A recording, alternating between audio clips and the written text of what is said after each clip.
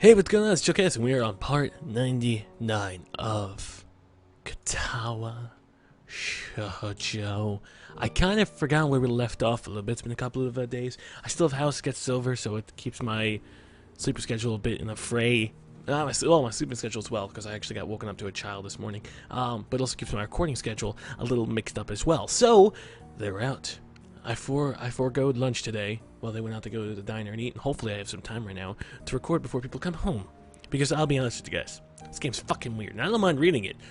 But if people that hear me, acting out those female impressions, although the voices are pristine and I have the voice of an angel, except when I have to do Emmy and Mattel's voice, it's not too great. But, needless to say, it's still something weird.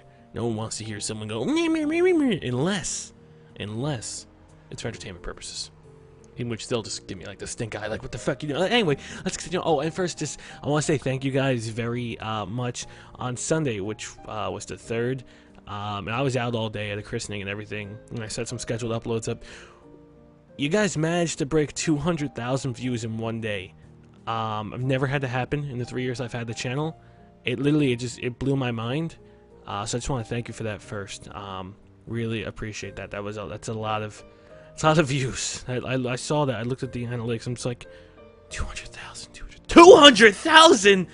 And my mind it exploded. And I want to thank you for that, because that cannot be done without you guys. So thank you for the constant dedication to the channel. That brings a tear to my heart more than anything else. So let's continue. The morning comes too soon on the heels of a sleepless night. Is this how Emmy's been spending her nights? Staring at the wall or ceiling, trying to stop thinking about whatever it is. She's got the whole over-emotional issue going on, whether it be the father issue, whether it be, my mother's having sex with random men issue, whether it's the nurse is a pedophile issue. It's a lot of different things. So I understand. And now we're just not sleeping either. Fucking finals, man. In my case, that clenched feeling in my gut is still there. I can't rely on you. Words spoken so casually. Almost like she was teasing me or chastising me for suggesting that Earth is flat. That's how it got to be. It's the way it's got to be. It sucks. God, seriously, you can't just accept that. I understand her, but it's hard to accept. Unless you're in those shoes, it's hard to accept. So it doesn't matter. You just gotta put on that smile and just try, man. You're in a relationship now. You gotta do it for both. If you didn't want to reach out or open up, you shouldn't have been in a relationship. That's my goddamn rules. If you want to be a hermit and a miserable person, well then be miserable by yourself. Don't spread the miserableness, unless you think you're going to get better. Then spread the miserableness, and maybe the miserableness will decay amongst everyone else. Those are words to live by. Those are wisdoms. The truths. Wisdoms is not even a fucking word. Wisdom's teeth is Cheez-Its. Potatoes. It's feeling so miserable that I've never very nearly decided to skip the run. That would be stupid, though. It's not something I should just do. Sure, there was the original reason, but it's something more now. I've started to enjoy the running itself. There are worse ways to get the blood flowing anyway. Oh! Psh, like in the pooper. Yeah, that's a horrible way. Never thought I'd say that after the first week or so, but I feel a lot better after a run. Like, no matter what else I do today, at least I've done that one thing. That's true. After you run, or after you work out, or after you exercise, or even after you just accomplish something, the rest of the day can be shit. But hey, it doesn't matter, because I did something today. It wakes me up too, and Emmy herself said that running always clears her mind. Maybe it'll help me clear mine. At least I hope so. Otherwise, this is a complete fucking waste. The morning's cool and clear, a bit humid.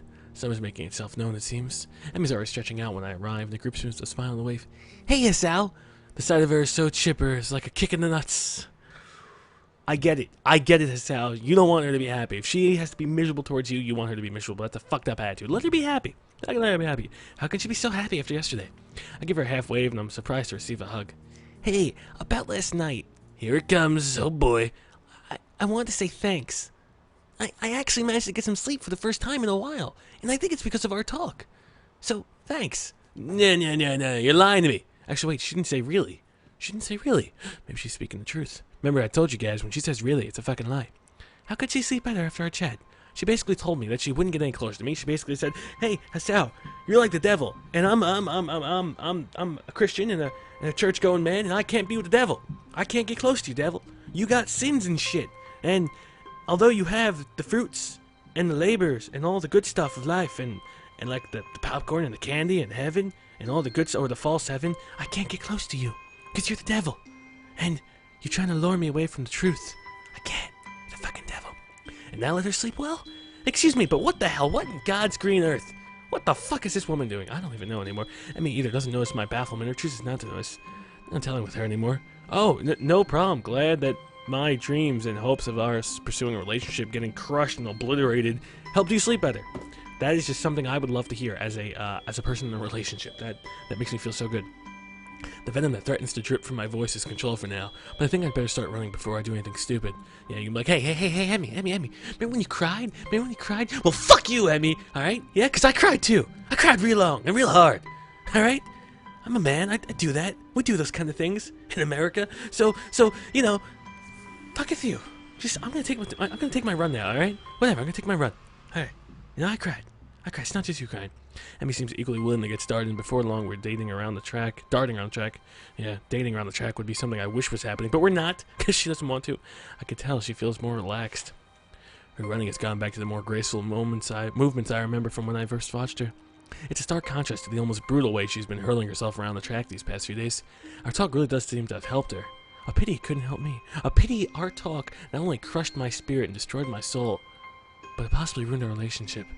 I get into the rhythm of the running, thinking back to when I couldn't afford thinking about anything else but keeping my breathing steady and legs moving. Guess those days are gone now. Well, you have a talent. Talents allow you to be better at things. You gain skill towards it. You can now walk and chew gum at the same time without choking. Trust me, that's a talent you need to learn. I remember that one day this kid, maybe a little special, he tried to walk and he was chewing gum. He almost died. Okay, he fell down a flight of stairs and choked on the gum. Now after like years of trying, he could chew gum and walk successfully. And we pat him on the back sometimes, but we don't want to hit him too hard because he may stumble. But you know, that's like multitasking, man. You learned how to do it. At least for the first couple of laps. Okay, maybe you didn't learn how to do it that effectively. Annoyed at the lack of success I'm having with clearing my head, I increased the pace. There's the burning sensation in my legs. Ooh, the breaths come ragged in my chest, the pounding of my heart, which I still need to be careful about, but does seem to have gotten stronger. I can feel it pumping blood through my veins. The sound thrums in my ear, but instead of being panicked as I was that day in the snow, instead, I'm filled with elation. I think Asal's getting off without Emmy. I think he's just doing everything that Emmy used to do. You know, that's how Emmy cleared her head and how Emmy became one with the world, if you will. She became, free by just doing this. I think Asal's going to get that, but I think that's going to kill the relationship. Asal's like, I don't need her. I don't need you. And he's just going to run away. Yes, it's working. My heart, that fatal flaw that landed me here, has improved. I'm able to keep going now, and maybe one day I'll be able to stop worrying as much. Right now, it doesn't matter. I have no idea what to do about Emmy, and that is important. All that matters is that my arms and legs continue to pump in concert with one another. Nothing else. As I hit the final stretch, I remind myself that running really does help, though not as much as I'd hoped. I do feel better, and as I walk a few laps to cool down, I begin to remember last night in a slightly less emotional manner. No, stay emotional, because if you're emotional, then you're going to do something rash, and rash decisions always lead to the world getting shaken up. And you know what? Sometimes we need our tree to get shaken a little bit. We need some guy just to come like, nice tree, and fucking chop it down.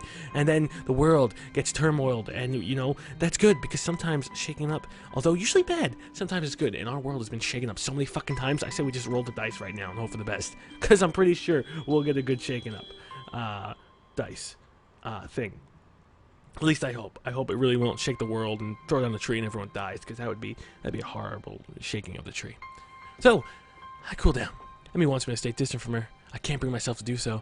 There's got to be a way around this, some kind of middle ground like Greece. No, there's no middle ground. There's no middle ground. She said no. You want yes. Where's the middle ground? Yes and no doesn't have a medium. A maybe? No, there is no maybe when it comes to a relationship. You're either doing it or you're not doing it, Sal. And it looks like you're not doing it. So just stay out of it, otherwise that's rape.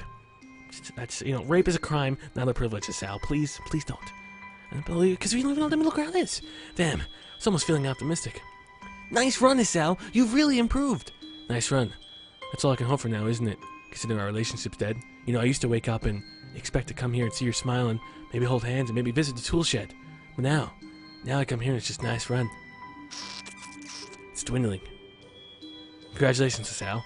You're pathetic. You managed to run on a track 4 times. You don't have a girlfriend, and you're gonna die. I gotta change my attitude, though.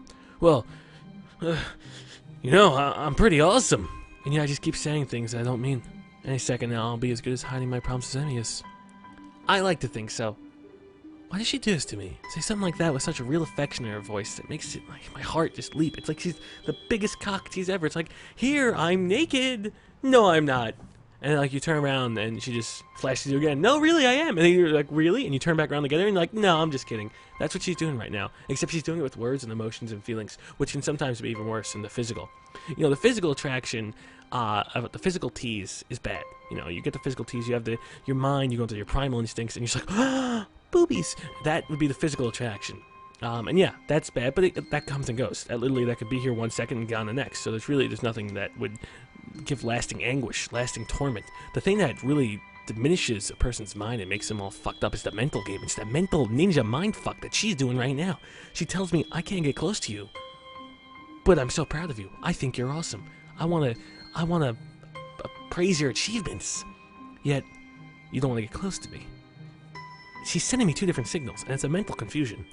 And with that mental confusion, you gotta kind of spread it out and sort it. But I can't because what the fuck am I gonna do? It's all fucked. I'm all fucked.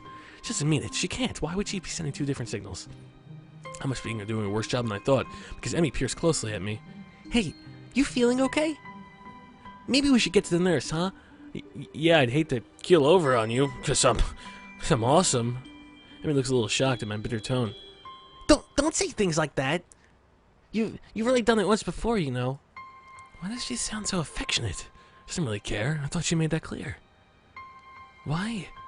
I need to find out. I need to investigate further. But despite all of that, I find myself apologizing, even though I shouldn't have. Even though she's probably just putting on an act. Sorry. My bad. Come on, let's just see the nurse. I can't get myself to calm down the whole time.